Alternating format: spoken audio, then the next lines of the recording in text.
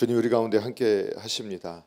우리 옆에 분하고도 함께 인사하실까요? 주님 우리 안에 함께 하십니다. 주님 우리 안에 함께 하십니다. 함께 하십니다. 네, 오늘 예배 자리에 함께 하시는 우리 모든 분들의 심령과 삶 속에 우리 주님께서 주시는 은혜와 평강이 항상 넘쳐나시기를 주님의 이름으로 축복합니다. 오늘 교회 소식은 MJ 방송을 주로 참조하시고 교회 주보에 그 교회 소식란을 잘 참조하셔서 함께 하시면 되겠습니다. 계속해서 우리 중고등부 수련 기도회하고 유초등부 또 겨울 성경 학교가 이번 주일과 다음 주에 계속해서 준비 중에 있습니다. 우리 특히 이 산부 예배 때 우리 자녀들 두신 부모님들, 아직까지 자녀들이 이제 결정하는 일에 자녀의 결정도 필요하지만 우리 부모님들의 결정이 필요한데 마음을 이렇게 조급하게 하지 마시고 주님을 만나고 그 뜻을 정한 다니엘처럼 그들이 뜻을 정할 때 더 분명하게 성장하고 또 주님 앞에서 쓰임 받게 된다는 것을 확신하시면서 가급적 그 겨울의 짧은 시간 함께 신앙 훈련하는 이 시간에 참여할 수 있도록 많이 이렇게 격려도 하시고 축복도 하시고 또 갈 수 있도록 이렇게 허락도 해주시기를 부탁을 드리겠습니다. 그리고 뉴라이프 미션이 우리 성도님들이 받아야 할 참 영성 훈련 중에 아름다운 훈련인데 혹시 이제 팀 멤버로도 함께 하실 수 있는 분들은 이제 훈련을 받으신 분 팀 멤버들도 겨울에 시간 내기가 좀 어렵다 하시더라도 가급적 시간을 내셔서 함께 하실 수 있기를 부탁을 드리고 또 이 뉴라이프 미션을 좀 함께 하시길 원하시는 분들은 꼭 시간을 내셔서 이번에 함께 해주시면 감사하겠습니다. 다른 내용들을 좀 살펴보시고요. 우리가 이제 교회당에서 이제 마스크 착용 의무 제한 사항이 이제 이번 주부터는 이제 하지 않아도 의무가 아니라 이렇게 산밀 지역에서는 가급적이면 그렇게 마스크를 쓰라고 강력히 권고한다 이렇게 되어 있습니다.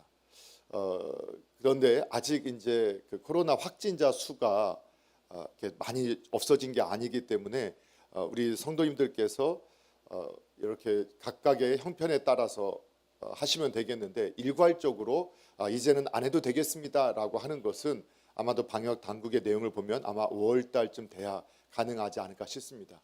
그 전에는 우리 성도님들이 스스로 몸의 상태를 잘 알고 계시니까 가급적이면 우리가 좀 많은 수가 모이니까 마스크를 착용하시되 사실 KF94나 80 정도가 되면 숨쉬기가 참 어려울 때가 있습니다. 근데 비말말 날리지 않도록 이런 일회용 덴탈 마스크를 착용하셔도 괜찮을 것 같고 그리고 나는 면역력이 탁월해서 마스크 안 써도 된다 이런 마음을 갖고 계신 분들이라면 마스크 안 쓰셔도 괜찮습니다.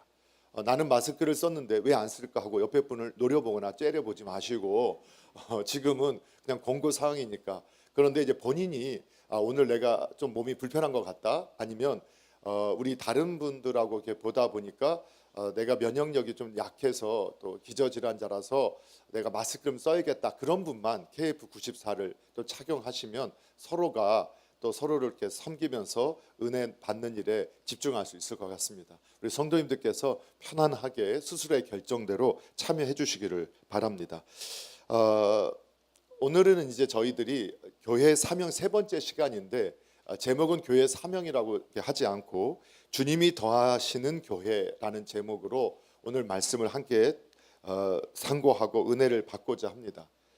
그러니까 우리 신앙인들에게 최고의 사명, 아주 가장 중요한 사명은 예수님께서 승천하실 때 우리에게 주셨던 사명인 선교적 사명이 가장 귀한 사명이다. 그것을 우리가 이루기 위해서 우리는 영적인 양육을 받기 위한 그 시간들을 우리 교회가 어떻게 하고 있는가, 그리고 이 선교적 사명을 감당하기 위해서 우리 교회가 교회 주보의 앞면에 나오고 있는 37개의 교회를 해외 건축 교회를 우리가 설명을 드렸고, 그리고 30-40년 그리고 우리 교회에서 함께 성장해서 어쨌든 다른 교회 파송을 받았다 하더라도 함께하고 있는 이런 분들을 지금 30-40년, 10년, 20년 가까이 계속해서 우리가 후원하는 이러한 해외 선교사님, 선교 지역, 그리고 미자립 교회, 개척 교회, 이러한 교회에 후원하는 일들이나 그리고 기독교 방송이나 언론, 뭐 신문, 그리고 여러 대학 기관들에 대한 우리가 함께 섬기는 여러 기관들에 대해서 우리가 섬기면서 이 사역을 직접적으로 감당하고 있다라는 것들을 지난 시간까지 우리가 말씀을 통해서 함께 확인하고 우리 교회가 어떻게 섬기는가를 보고 보고를 했습니다.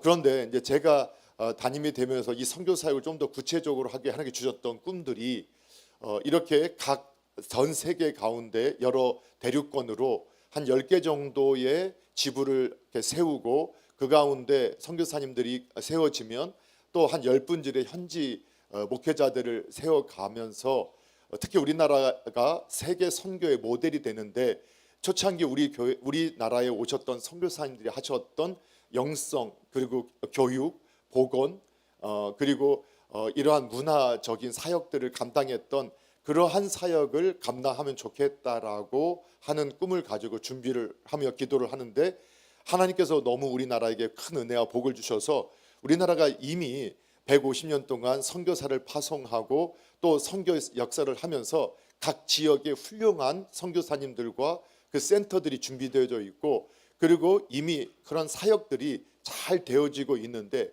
그 가운데서 선교 NGO로서 그 사명을 감당하는 기아대책의 아동 개발 프로젝트 프로그램이 아주 은혜 가운데 제가 꿈꾸고 하나님께서 보여주셨던 그런 선교의 방향성과 같은 방향이다라는 것을 보여주셨다고 했습니다. 그래서 우리가 다시 선교사님들을 훈련해서 파송해서 새로운 센터를 만들고 거기서 또 새로운 사람들을 세워가는 이 일을 하려면 20년, 30년의 시간이 필요하고 최소 15년부터 이런 많은 시간이 필요한데 이미 잘하고 있는 분들과 우리가 협력해서 그러한 선교기관과 선교단체들과 또는 선교사에 협력해서 우리가 그 일을 함께 한다면 더 많은 시너지 효과를 낼 수 있겠구나. 근데 그것을 보여주었던 그것을 하고 있는 기아대책과 우리가 인도, 네팔, 베트남에 지금 400여 명의 자녀들을 우리가 후원하고 특별히 이 팬데믹 때문에 그 다음에 찾아갈 계획을 갖고 있었지만 하지 못했지만 이 어려운 시기에 그들이 얼마나 은혜롭게 이 시간을 극복했는지 그것에 대해서 지난주에 말씀을 드렸죠. 그래서 좀 우리가 구체적인 보고는 추후에 다시 한번 드리겠지만 아주 간략하게 오늘 한 3분 정도 그 현지 사역들이 어떻게 진행됐는지 잠깐 영상을 통해서 보도록 하겠습니다. 함께 보시겠습니다.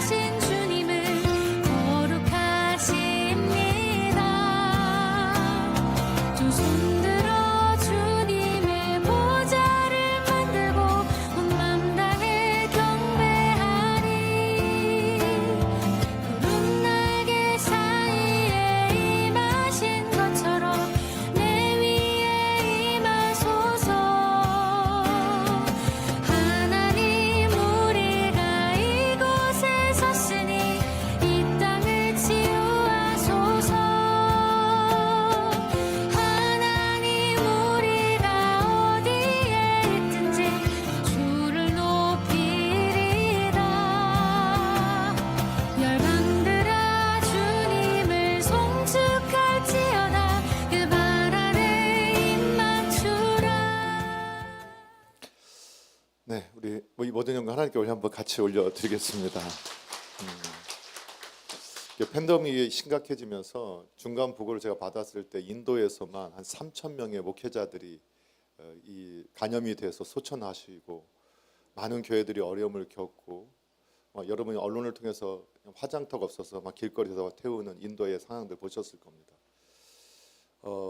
이게 우리처럼 이렇게 문명화되지 않은 지역에 살고 있는, 그런데 아마 이러한 이 모습들 아마 저보다 훨씬 저희 아버님 연배가 되시는, 어머니 연배가 되시는 우리 장로님, 권사님들 한참 이전에 유교 이후의 삶을 겪어보셨던 분들은 사실 우리나라가 하나님의 강력한 은혜 가운데서 단 몇 세대 만에 지금은 전 세계 10위권 안에 드는 나라로 이렇게 평가를 받지만, 우리가 저 현재 나오는 저 화면에 나오는 저 가족들처럼 이 1인당 GDP가 330불이 채 안 됐던, 그래서 저 아이들이 이 일부를 벌기 위해서 노동의 현장으로 갈 수밖에 없게 되는데, 우리가 하나님께 주신 은혜로 섬기는, 우리에게는 작은 것이 될 수 있지만 그 자녀에게는 생명의 값이 되어서 그들이 한 10년 동안 그 교육을 받을 수 있는 힘이 되어지게 되고, 그들의 건강과 또 그들이 사회성을 개발하고 또 그 모든 것을 영성, 신앙을 중심으로 해서 이렇게 그 이들을 섬기면서 이 팬데믹 기간에 그래도 우리 성도님들이 지속적인 섬김과 기도 가운데서 그 지역에 있는 자녀들은 이 팬데믹을 잘 넘길 수 있게 되었습니다. 그리고 이처럼 하나님께 주신 은혜 안에서 이미 이렇게 잘 활동하고 있는 선교지, 그 지역을 우리가 섬기면서 하나님 나라를 세워가는 일들을 앞으로 더 지속적으로 계속할 수 있기를 소원하고, 우리 교회가 함께 지금까지 이 사역을 하고 있었다, 또 앞으로도 우리가 함께 하는 것이다 라는 사실을 기억하시면서 우리가 믿음으로 이 귀한 사명의 자리에 함께 하시기를 주님의 이름으로 부탁드리겠습니다. 그러면서 이제 앞으로도 이렇게 주님께서 원하시는 바를 따르는 교회, 그러니까 성경에 보면 오늘 본문에도 24절에 보게 되면 큰 무리가 죽게 더하여지더라. 그러니까 주님께서 주님의 백성을 더해 주시는, 맡겨 주시는 교회가 있더라라는 것을 성경을 통해서 확인하게 됩니다. 그러면 어떤 교회를 하나님께서 기뻐하시고 주님의 백성들을 주님께서 보내주시는, 더해주시는 교회인가, 그것을 우리가 또 한번 살펴보고 또 그렇게 우리가 준비되어져 가고 쓰임받게 되기를 우리가 소원합니다. 자, 그러면 첫 번째 먼저 그런 교회는 어떤 교회인가 보니까, 교회를 세우는 교회가 이처럼 주께서 더해주시는 교회가 되더라라는 것을 우리가 깨닫게 됩니다. 다시 말하면 복음 전파의 사명을 감당하는 교회를 하나님 주목하시고 그 교회에 하나님께서 주의 백성들을 더해 주신다라고 말씀하는 겁니다. 교회의 가장 중요한 사명이 바로 복음 전파의 사명이다라는 것은 이렇게 뭐 다시 강조하지 않아도 모두가 다 인정하실 것입니다. 이것을 다른 표현으로 한다면 복음을 전한다라는 것은 교회를 세운다라는 것입니다. 그러면 또 여기서 이제 우리 성도님들이 교회를 세우자 하니까 또 교회당, 오늘 예배당을 생각하시면 또 오해가 생기게 됩니다. 저희가 지금 성경에서 말씀하는 교회를 세우는 교회라는 것은 바로 믿음의 사람들을 세우는 교회라는 겁니다. 그것이 성경에 보면 교회의 본질은 예수님을 믿는 사람, 그 한 사람 한 사람이 교회다고 성경이 가르쳐주고 있습니다. 그리고 그 예수님을 믿는 교회된 한 사람 한 사람들이 모인 공동체가 또한 교회입니다. 그 교회를 담아서 하나님을 예배하고 우리가 훈련받고 세상에 나아가서 또한 빛과 소금으로 그 사명을 감당할 수 있도록 우리를 담는 그릇이 예배당일 뿐입니다. 그래서 예배당은 과거의 성전처럼 우리가 화려하게 짓든 화려하게 짓지 않든 그것은 별로 중요하지 않습니다. 그렇기 때문에 이것도 필요한 일이고, 이것을 우리가 또 잘해야, 이 그릇을 잘 만들어 놔야 우리가 그 안에서 정말 잘 훈련받고 잘 준비되어져서 성장하고 성숙하는데 큰 힘을 얻을 수 있게 됩니다. 하지만 본질은 어디에 있느냐? 사람에게 있습니다. 교회된 사람에게 있습니다. 결국은 어느 교회 하나님께서 시선을 집중하시느냐? 새로운 교회를 세워가는 교회. 그래서 하나님은 이처럼 사람을 만나서 그 사람이 예수님을 영접하고 또 교회로 세움받게 될 때 그것을 기뻐하시고 그러한 교회에게 관심을 가지시고 그러한 교회에게 하나님의 백성들을 더해 주시고 보내 주신다라는 사실을 저와 여러분이 확신하셔야 합니다. 하나님의 그 특별 계시와 일반 계시는요, 항상 보면 아주 신비할 정도로 이렇게 하나의 짝을 이루고 있는 것들을 볼 때가 있습니다. 대개 이제 교회를 생명으로 보기 때문에 교회의 구역이나 이 셀 조직을 이게 셀이라고 부르는 것도 세포 조직이라는 겁니다. 몸이 성장한다는 것은 이 세포가 건강하게 성장해서 일정한 성장이 일어나게 되면 어떻게 되느냐? 세포 분열을 통해서 이게 계속해서 번식하게 되죠. 그렇게 되다 보면 결국은 이 몸이 성장을 하게 됩니다. 그런데 이게 계속해서 건강한 사람은 세포 분열이 왕성하게 일어나면서 웬만한 이러한 이런 잘못된 병이 오거나 해도 금방 그것들이 치유되어지고 계속 성장한 것들을 유지하게 됩니다. 그런데 이제 세포가 늙어진다는 건 뭐냐? 더 이상 성장하지 않는다는 겁니다. 성장하지 않으면 이게 병이 자그만 병균에도 금방 이렇게 병들게 되고 노출되게 되는 일들이 나타나게 되죠. 그리고 세포 분열이 일어나지 않아요. 그러면서 이 세포가 이게 성장하지 않게 되면 어떻게 되느냐? 자기끼리 잡아먹는 일들을 한다는 겁니다. 이것을 자식작용이라, 스스로 먹는 작용이라 하는데 본인들의 몸을 일정하게 유지하기 위해서 더 이상 활동할 필요가 없는데 나만 아는 다른 세포를 잡아먹게 되는 거예요. 그래서 교회가 건강하게 계속해서 교회를 세우지 않게 되면 어떻게 되냐? 성장하지 않게 되고 우리가 이게 멈춰지게 되면 어떻게 되느냐? 그때부터 서로를 잡아먹는 교회가 되어지게 됩니다. 그래서 같은 교회 안에 이제는 필요 없는 것을 잡아먹으면서 항상 교회가 성장하지 못하고 오히려 깨어지고 상처 주는 곳이 되어지게 되는 현상들을 볼 수 있다는 겁니다.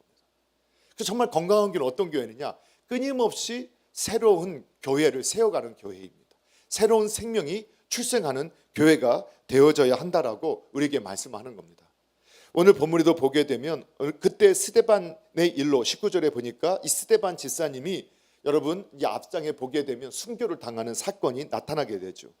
이 기점으로 해서 예루살렘 교회에 아주 심각한 핍박이 찾아오게 됩니다. 이때 일어난 환란으로 말미암아서 모든 예루살렘에 있었던 약 2만 명의 성도님들이 전국으로 그 당시에 로마 전 제국으로 흩어지게 되어지게 됐습니다. 이게 어떤 일이냐? 여러분 이제 성경에 보니까 예수님의 제자들 그리고 120명의 제자들이 예수님께서 승천하시면서 내가 너에게 보내줄 성령을 기다리라 이렇게 말씀하시니까 제자들이 마가 다락방이라고 하는 그곳에 보통은 마가 다락방이라고 보통은 알고 있죠. 그곳에 모여서 10일 동안 오순절이 될 때까지 그들이 거기서 기도를 하면서 성령님을 기다렸습니다.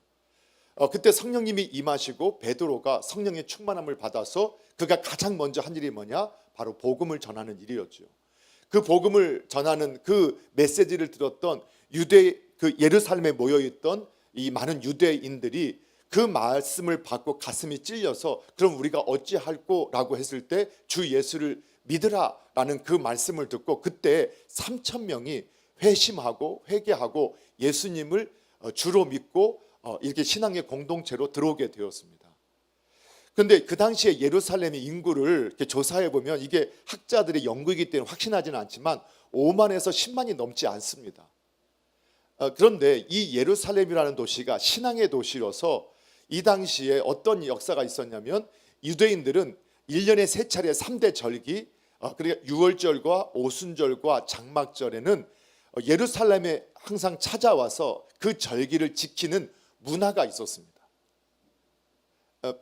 이스라엘 땅에 사는 사람들도 다 같이 모였을 뿐만 아니라 디아스포라 흩어져 있던 유대인들도 그때 와서 그곳에 와서 이렇게 절기를 지키면서 하나님을 섬기는 이러한 문화가 이미 정착되어져 있었던 그 시대였는데, 그때 오순절날 성령님의 역사 가운데 3천 명이 회심하고 그들이 자기의 고향으로 돌아가지 않고 예루살렘에 그대로 남아 있었던 겁니다. 그리고 또 한 번 사도 바울이 또 설교했을 때 또 5천 명이 회심하고 돌아오는 사건이 있었죠. 그때 보통 성경은 이 당시 문화 가운데 남자의 숫자만 세기 때문에 남자가 8천 명이 되니까 그 시대의 문화를 본다면 약 한 2만 명 정도의 이 성도가 있었을 거다라고 예측을 하는 겁니다. 그러면 그 지역의 사람들과 예루살렘에 2만 명이나 어떻게 살 수 있었을까? 말씀드렸던 것처럼 이미 예루살렘은 이러한 신앙의 도시여서 이렇게 수많은 사람들이 모여 있을 때 그들이 기거하고 살 수 있도록 여러 장치들이 되어 있었습니다. 예를 들면 텐트 천막을 치고 살던가, 아니면 그 당시에 그 지역에 동굴들이 많았는데 그런 동굴들을 이용해서 사람들이 거기서 기거하면서 절기를 지키는 이런 일들이 있었는데, 이때 성도들이 너무 큰 은혜를 받은 거예요. 너무 감사하고 너무 기쁘니까 성도들이 서로 헤어지지 않고 성전에 모일 때마다 사도들에게 가르침을 받고 또 함께 기도하고 찬양하면서 많은 이적과 기적을 경험하니까 가슴이 뜨거워지고 또 서로에 대한 너무나 애틋한 마음들로 함께 그 예루살렘을 떠나지 않고 그걸 지켰던 그런 문화가 있었죠. 그게 어느 몇 년의 시간이었을까? 보통 연구해 보면 약 3년 동안을 그 사람들이 그렇게 살았던 거예요. 그러니까 이 시대에 특별한, 그때 서로가 사도의 가르침을 받고 또 그 예루살렘에 집이 있었던 성도들이 그 성도들을 그의 집으로 초청해서 떡을 나누고 또 함께 받은 은혜를 함께 나누면서 서로를 가르치는 이러한 그 교제의 역사도 있었고, 또 그럼에도 불구하고 2만 명에 되는 성도들을 함께 그 안에 기거하려 하니까 예루살렘 교회만 나타났던 독특한 사역이 하나가 더 있었죠. 그게 뭐냐면 은혜 받은 성도들이 자신들의 밭을 팔고 땅을 팔고 건물을 팔아서 그걸 사도들의 발 앞에 놔서 그때 함께 있었던 2만 명의 성도들과 함께 생활할 수 있도록, 또 자신이 밭에 나가서 돈을 벌었던 그 돈을 다 교회에게 헌금을 해서 2만 명 교회가 유지될 수 있게끔 하는 그러한 사역을 그들이 감당했었다는 거예요. 그래서 그것은 예루살렘에만 있었던 독특한 모습이었죠. 그러나 교회가 이렇게 행복하고 서로 사랑하고 성장했지만 하나님이 우리에게 원하시는 것은 이 땅에서 우리끼리 행복하고 우리끼리 즐거운 교회가 되라고 이렇게 묶어주신 게 아니라, 교회가 자라서 복음을 전하고 하나님 나라를 세우고 몸된 교회를 세워가는 일을 하라고 우리를 부르셨는데, 우리가 그 사명을 감당하지 않고 그 사명을 잃어버리니까, 그래서 하나님의 섭리 가운데 어떻게 하셨느냐, 하나님께서 그 교회에 핍박을 허락해 주셔서 그 교회가 사도들과 지도자들 외에는 한 명도 남지 못하고 8천 명이 되는 2만 명이 되는 성도들이 자신의 고향으로 또는 제국 전 지역으로 다 흩어지게 되었다는 거예요. 그런데 성도들이 이미 3년간 성장을 하니까 얼마나 그 안에 불이 있었겠어요. 여러분, 사람이요, 새로운 소식을 듣거나 뭔가 좀 흥분된 내용을 딱 가슴에 품으면 보거나 듣게 되면 어떻게 해요? 그 말하고 싶어요, 안 하고 싶어요? 그냥 이럴 때는 말하고 싶다고 해주시면 돼요. 뭐 그렇게 물어보는 거니까. 근데 제가 이제 이번 설교 준비하면서 유튜브를 보니까 이번에 연관, 제가 하지도 않았는데 급등 보는 영상으로 뭐가 떴냐면 그 스케이트 하는 거, 그거 아시죠? 혹시 보신 분 계세요? 못 보셨구나. 뭐 저도 그래서 제가 또 말하잖아요. 이렇게 흥분해서 보니까 이번에 세계 선수권 대회, 아마 대학생 선수권 대회인가 봐요. 쇼트트랙에서 남자 그 몇 미터인지 기억이 잘 안 나는데 남자도 금운동, 여자 선수들도 금운동, 또 거기다가 남자 단체, 여자 단체도 금메달을 딴 거예요. 그래서 그거 영상이 그게 떠 있는데 이게 한 개 뜬 게 아니라 한 몇 개가 떠 있더라고요. 근데 그게 보니까 너무 하여튼 내일도 아닌데 하여튼 우리나라가 금메달 따고 금운동 땄다는 걸 보니까 막 흥분해서 제가 그거 한번 보고 또 찾아보고 해서 같은 영상을 한 시간 동안 돌려봤어요. 그리고 막 역전하고 막 이기는 거 보면 가슴이 막 뜨겁고 너무 좋은 거예요. 제가 결국은 말 안 하려고 했지만 제가 그것을 보고 너무 좋으니까 막 말하고 싶어지잖아요. 그런데 이 복음이, 이들이 그 복음을 가슴에 품고 불이 붙어가지고 그들이 흩어진 곳에서 그 복음을, 내가 만난 예수님을 말하지 않을 수가 없어서 그곳에 있던 사람들에게 어떻게 했느냐, 복음을 전하기 시작했던 거예요. 그러니까 그 복음을 들었던 사람들이 그 복음을 받아들이고 그곳에서도 다시 교회들이 세워지게 되네. 더 놀라운 것은 유대인들은 문화 가운데 이방인과 접촉을 하지 않아요.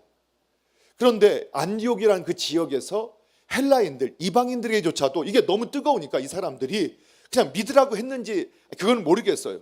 그냥 내가 만난 그 예수님을 이렇게 전하니까 그 메시지를 받았던 그 헬라인들이 나도 그 예수님을 내가 믿어야겠다 하면서 예수님을 영접하고 그들이 교회가 되어지는 일들이 나타나게 된 거예요. 그 소식을 예루살렘 영적 지도자들이 있었던 예루살렘 교회에 전하게 되니까 예루살렘에서 그 지역의 12사도와 함께 사도 같은 역할을 하고 있었던 바나바를 안디옥 교회에 파송해서 정말 그런 일이 어떻게 일어났는지를 확인해 보니까 정말 하나님께서, 그래서 성경에 보니까 21절에 주의 손이 그들과 함께 했다. 왜? 이것이 하나님께서 원하시는 일이었기 때문에. 그래서 우리가 신앙인들이 배우게 되는 게 있어요. 하나님이 관심을 갖는 사람은 어떤 사람이냐? 하나님이 기뻐하시는 일에 우리가 그 방향에 우리의 삶을 맞추게 되면 주의 손이 그와 함께 한다는 거예요. 어떤 교회에게 하나님께서 믿는 자를 더해 주시느냐? 하나님께서 기뻐하시는 일에 그 방향을 맞추게 되면 하나님께서 그 교회에 관심을 가지고 주의 손을 더해 주셔서 주님께서 허락하시는 사람들을 더해 주신다는 거예요. 이것이 우리 신앙의 삶에서 공동체적인 교회도 그럴 뿐만 아니라 여러분, 우리 신앙인, 교회로 부름받은 한 분 한 분들 신앙인들도 이처럼 하나님께서 기뻐하시는 그 일에 우리의 삶의 방향을 맞추게 되면 그 개인의 삶에도 하나님께서 주의 손을 대어주시고 주께서 그 일을 감당할 수 있게끔 하나님께서 믿는 자를 더해주거나 아주 물질을 더해주거나 건강을 더해주거나 그 사명을 감당할 수 있도록 필요한 것을 더해주는 그러한 역사를 하신다는 것을 저와 여러분이 확신하고 깨달을 수 있어야 된다는 거예요. 그러니까 주님이 원하시는 그 방향에 그때 주님께서 그 일을 하신 거예요. 그래서 이때 바나바가 그곳에 와서 어떻게 했느냐? 그렇게 섬겼다는 거죠. 그 섬겼더니 결국은 어떻게 됐느냐? 그 교회가 예루살렘 교회 이외에 이방인 교회로서 훗날 어떻게 됐느냐? 정말 하나님의 나라 가운데 귀하게 쓰임받는 아름다운 교회로 기억되어지게 되었다. 이렇게 말씀하고 있는 거예요. 그런데 이 안디옥 교회는요, 예루살렘 교회의 실수를 반복하지 않았어요. 이 안디옥 교회는 예루살렘 교회에서 하나님께서, 그래서 우리가 하나님의 사명을 감당하지 않게 되면 우리가 너무 우리끼리 좋으면 하나님 어떻게 하시느냐? 환난과 핍박을 허락하셔서라도 우리를 흩으시고 사명을 감당하게 하신다. 우리가 정말 하나님의 사명을 잊고 살면 하나님은 우리가 하나님의 사명을 다시 생각나도록 그렇게 역사하시는 분이라는 것을 우리가 기억하셔야 돼요. 오늘 그런데 옛 안디옥 교회는 훗날 여러분 13장에 보면 어떻게 보면 13장 1절부터 여러분 보세요. 이 안디옥 교회가 이렇게 성장을 하고 난 다음에 이들은 성장해서 자신들끼리 좋아서 다 자신들끼리 서로 사랑하고 교제하고 거기에 머물러 있던 것이 아니라 이들이 이제는 이 선교하는 사명, 전도의 사명을 감당하기 위해서 그들이 기도하고 사람을 세우는데 놀랍게도 바로 안디옥 교회를 세우는 일에 중추적인 역할을 했던 바나바와 사울을 선교사로 세워서 파송하는 일을 감당했다는 거예요. 그리고 사울의 3차 선교 여행이 28장까지 이어지는데 그 모든 것에 후원자가 되고 기도하는 동역자가 됐던 교회가 어떤 교회냐? 안디옥 교회였어요. 그래서 교회사가 진행되는 가운데 안디옥 교회는 교회사 가운데 항상 신앙의 도시로, 신앙의 핵심 교회로 쓰임받게 되는 그런 영광에 참여하게 됐다. 사랑하는 성도 여러분, 우리가 팬데믹으로 인해서 잠시 우리가 주춤했던 많은 일이 있지만 이제 다시 우리의 방향을 하나님이 기뻐하시는 그 방향에 맞춰야 된다라고 여러분 기억하시기 바랍니다. 그리고 다시 한번 선교적 사명을 우리가 감당하게 될 때 하나님께서 믿는 자를 더해 주실 것이고 또 우리의 삶에서도 그 사명을 감당할 수 있도록 주의 손이 함께 한다는 사실을 믿으시고 우리 남서울 중앙교회로 부름받은 성도, 교회로 부름받은 성도 한 분 한 분들이 이 선교적 사명의 사람들이 되기를 주님의 이름으로 축복합니다. 그리고 우리 모든 남서울중앙교회 믿음의 공동체가 이 선교적 교회로 하나님 앞에 쓰임받게 되기를 주님의 이름으로 축원합니다.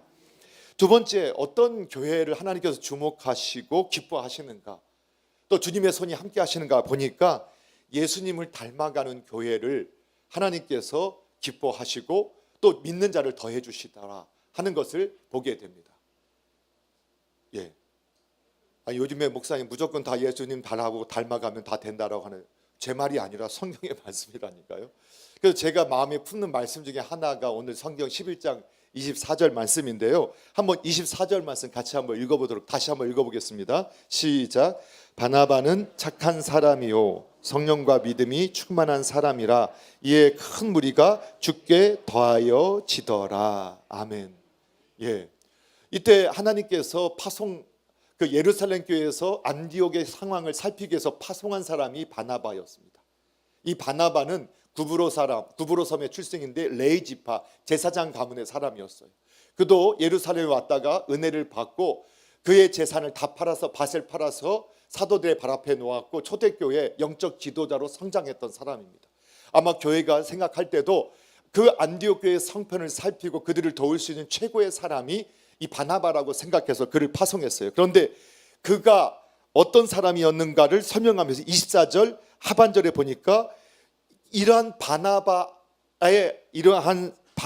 한 사람을 통해서 하나님께서 큰 무리가 주께 더해지게 하는 그런 일을 감당했다라고 성경이 말씀해요. 근데 바나바가 어떤 사람이냐? 성령과 믿음에 충만한 사람. 그렇죠? 성령과 믿음에 충만한 사람. 그런데 성령과 믿음이 충만한 것에 앞서 써 있는 말씀이 있었어요. 그게 뭐죠? 착한 사람이다. 그러니까 착하니까 우리가 또 여러분 이렇게 생각하시면 안 돼요. 뭐 윤리적으로 도덕적으로 흠이 없는 사람 이런 말이 아니다. 성경에서 말하는 착한 사람은 그런 거 아니에요. 윤리적으로 도덕적으로 흠이 없는 사람, 물론 착한 사람은 세상의 윤리와 도덕에서도 우리가 월등히 탁월한 면모를 가져야 함을 여러분 믿으시기 바랍니다. 왜 아멘을 안 하세요?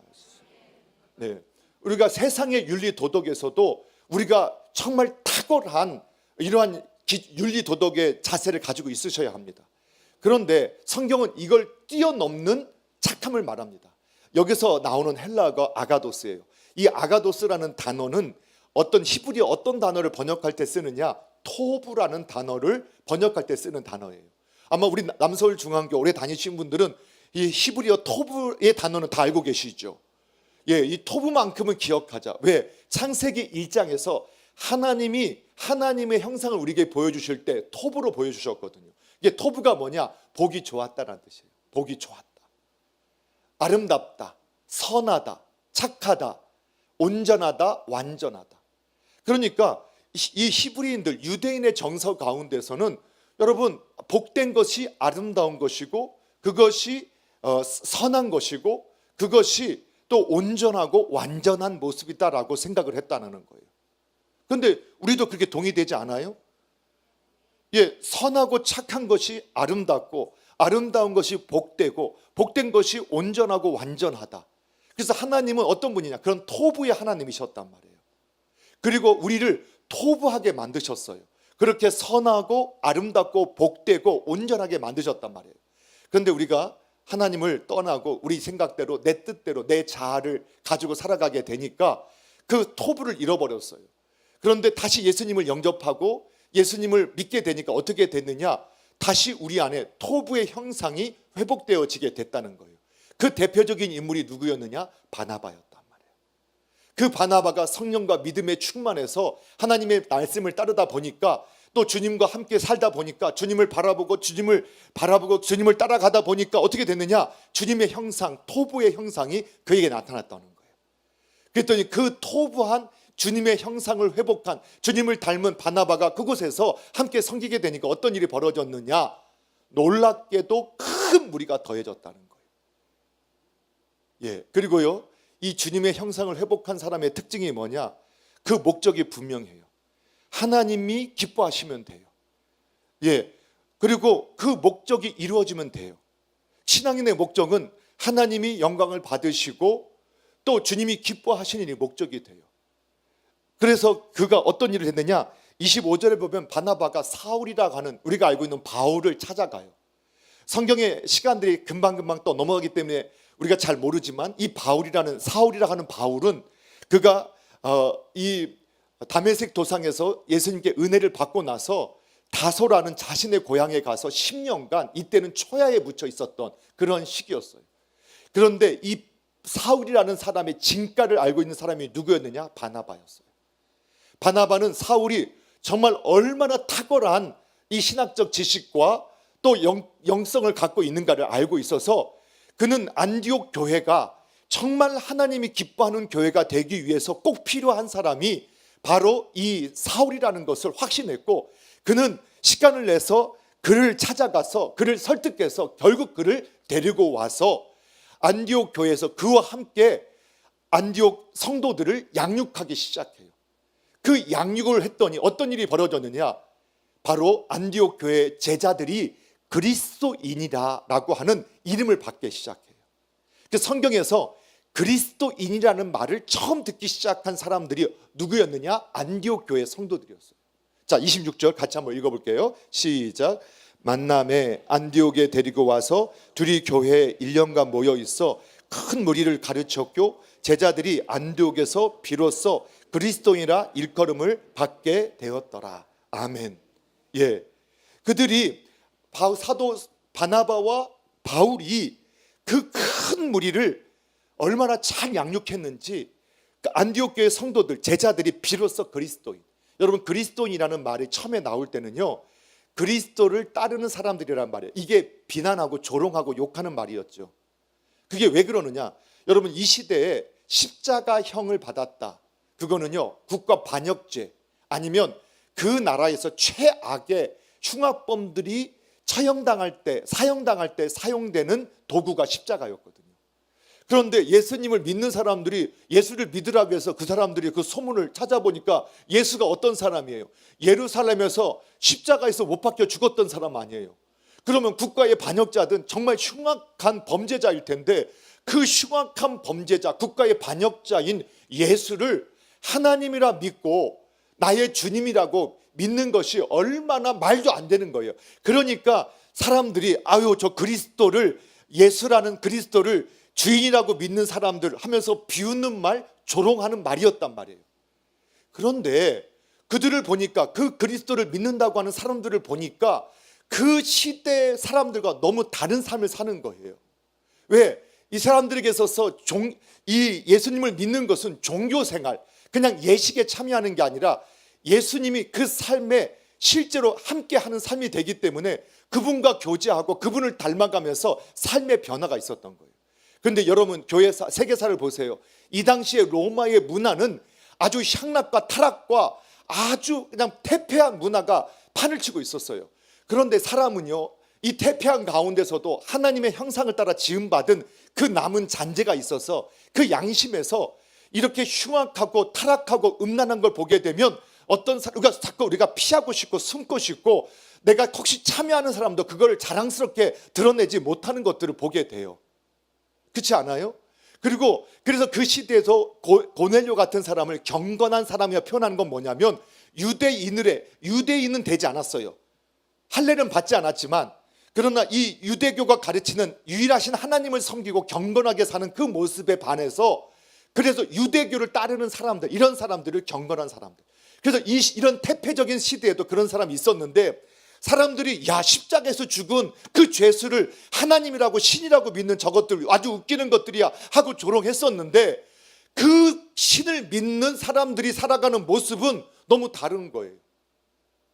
너무 진실하고 정직하고 깨끗하고 윤리적으로도 너무 표범되는 삶을 사는 거예요. 그러니까 그 사람들이 그 모습을 보고 교회로 들어오기 시작하는 거예요. 그래서 훗날에는 그리스도인이라는 말이 조롱했던, 그 비난했던 말에서 정말 주 그리스도를 닮아가는 사람들이라는, 그러한 그리스도의 제자라는 그러한 이름으로 바뀌게 된 거예요. 이게 초대교회 안디옥 교회가 됐다는 거예요. 결국은 예수님의 형상을 회복한, 예수님을 닮은 바나바 한 사람, 또 그만큼 또 예수님을 만나고 예수님 앞에서 예수님을 닮은 사람 바울이 함께 동역했을 때 그 안디옥 교회 성도들이 어떻게 됐느냐? 가르침 속에서, 양육 속에서 어떻게 돼요? 그리스도인이 되어지게 되었다. 그리스도를 따르는 사람들, 예수님을 닮은 사람들이 되었다. 그곳에 하나님의 시선이 집중했고 초대교회 모든 역사의 기점이 어디가 됐느냐? 안디옥 교회가 되었다. 그러면 이 시대에 우리가 다시 한번 하나님의 시선이 머무는 교회가 되기 위해서는 어떻게 해야 되느냐? 우리가 바로 예수님을 닮은 교회가 되어져야 합니다. 우리 성도 여러분, 한 분 한 분들이 예수님을 닮은 분들이 되어질 수 있기를 주님의 이름으로 축복합니다. 뿐만 아니라 저와 여러분이 이렇게 교회를 세우는 일에 함께 하기 위해서는 또 성장하셔야 돼요. 이런 성장이 없이는 번식이 일어날 수 없어요.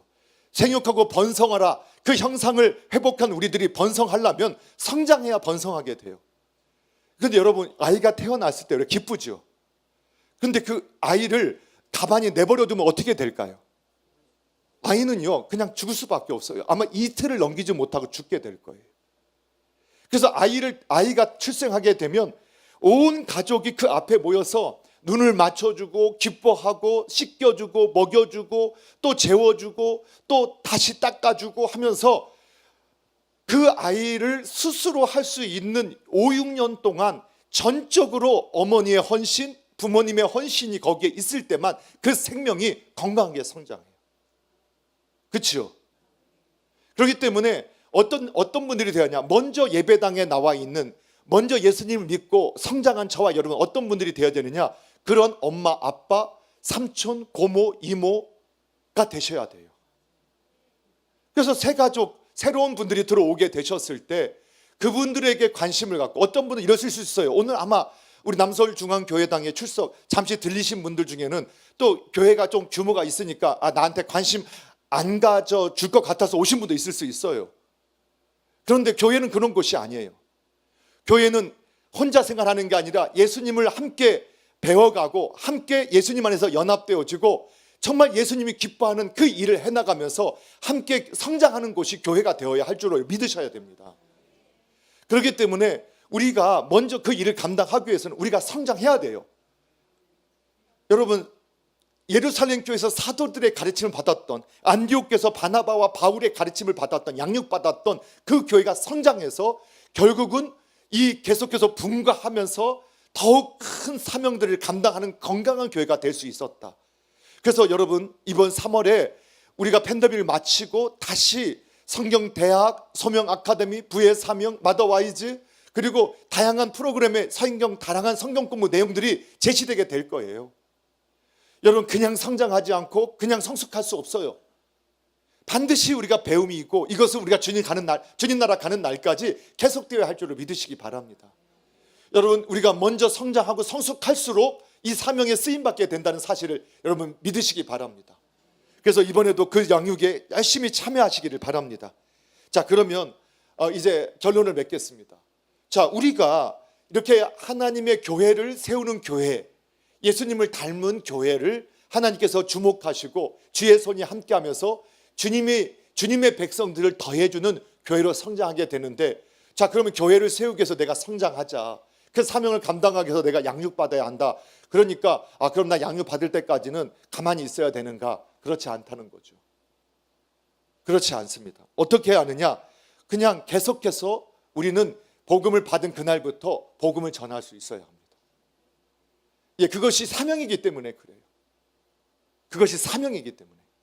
자, 그래서 로마서 10장 13절 이하에 보게 되면 누구든지 주의 이름을 부르는 자는 구원을 받게 되는데, 그런즉 그들이 믿지 아니하는 일을 어찌 부를 것이고 듣지 못한 일을 어찌 믿겠느냐? 전파하는 자가 없이 어찌 들을 수 있겠느냐?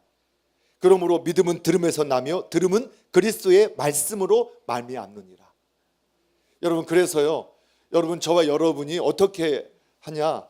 권사님 약간만 좀 더 옆으로 가주시겠어요? 네. 우리 아이들이 벌써 끝나고 왔거든요. 잘 왔어. 다른 데 안 가고 잘 왔어. 우리가 복음을 전할 때 가장 먼저는, 그래서 어떻게 보면 가족에게는 우리가 예수님을 닮아가는 모습 자체가 복음을 전하는 거예요. 내 이웃에게는, 내가 가까이 있는 친구들에게는 내가 예수님의 형상을 계속 회복해 가는 것이 그 자체가 복음 전도예요. 근데 그것만으로는 안 된다는 거예요. 왜 변했느냐 할 때, 물어볼 때 언제든지 내가 변한 이유 예수 그리스도를 설명할 수 있어야 돼요. 그것의 핵심은 사도신경 10계명 주기도문에 있기 때문에 초신자라도 사도신경 10계명 주기도문의 내용을 계속 묵상하다 보면 하나님께서 계속 성장하도록 도와주신다라고 믿으시기 바랍니다. 그런데 그거 그냥 암송만 하고 있어도, 옹알이만 하고 있어도 그것 자체, 그냥 내가 교회 출석하는데 나 교회 목사님이 그러더라고, 성경에 이런 말씀이 있대, 이렇게 하면 이렇게 된다고 하더라 하면서 내가 내 생각을 전하는 게 아니라 어떤 성도들과 사람들과 만날 때마다 하나님의 말씀을 그냥 전해주는 거예요. 야, 어떤 분이 고민하고 어려움을 겪을 때, 야, 내가 교회에 다니고 있는데 우리 교회에서 말씀을 들어서, 아니 내가 성경을 해석해 주는 성경에 이런 말씀이 있대, 한번 이 말씀대로 해봐.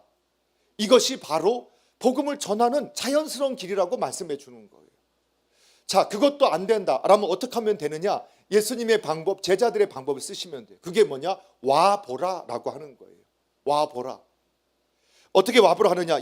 요한복음 1장 39절에 보게 되면 어떤 사람들이 예수님께서 세례를 받으시고 요단 강가에 머물고 계시는데, 세례 요한이 보라 하나님의 어린 양이로다 이렇게 말을 하니까 요한의 제자들이 와서 이렇게 기웃기웃거려요. 그러니까 예수님께서 와 보라 라고 말씀하셨어요.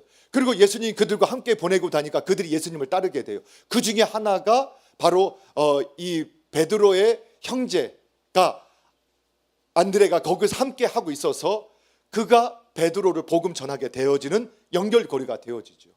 그리고 그때 또 은혜 받았던 한 사람 빌립이, 요한복음 1장 46절에 보면 빌립이라는 이 제자가 예수님을 만났어요. 얼마 안 됐어요. 예수님이 정말 어떤 분인지 아직도 잘 모르고 신앙이 뭔지도 잘 모르는데 예수님 메시아인 것 같아. 그래서 자기 친구에게 가서, 나다나엘에 가서, 야, 내가 메시아를 만났어, 내가 만난 것 같아, 한번 가보자, 나사렛 사람 예수야. 그랬더니 나다나엘이 뭐라고 했냐면, 야, 나사렛에서 어떤 선한 것이 나와 라고 하니까 이 빌립이 뭐라고 했어요? 와보라, 와보라. 그가 왔더니 예수님께서 그를 만나 주셨어요. 자, 또 한 가지, 요한복음 4장에 우리가 4장에 사마리아 여인, 그 여인을 예수님 만나잖아요. 그리고 만나가서 그 여인이 예수님이 당신이 정말 메시아군요, 당신이 정말 그리스도군요 하더니 그 여인이 아직 예수님을 그리스도를 알자마자 뭐 했느냐? 자기 마을로 뛰어가서 사람들에게 소리치면서 와 보라, 메시아가 있지 않느냐, 와 보라 라고 외쳤던 거예요. 와 보라고 한 거예요. 여러분, 그래서 여러분이 정말 이 선교적 사명을 산다는 것 어떤 거냐? 이렇게 하시면 돼요. 정말 와봐, 우리 교회에 와봐.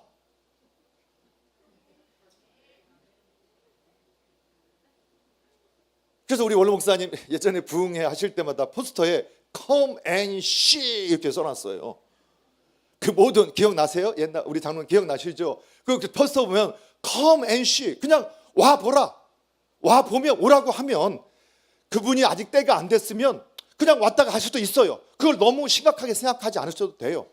그런데 우리는 와보라 그 말 한마디만 했는데, 그냥 하나님께서 때로는 찬양을 통해서도, 때로는 말씀을 통해서, 때로는 기도하는 사람들의 모습을 통해서, 때로는 그냥 만난 성도의 모습을 통해서 그냥 누가 역사하시느냐? 우리 주님이 역사하세요.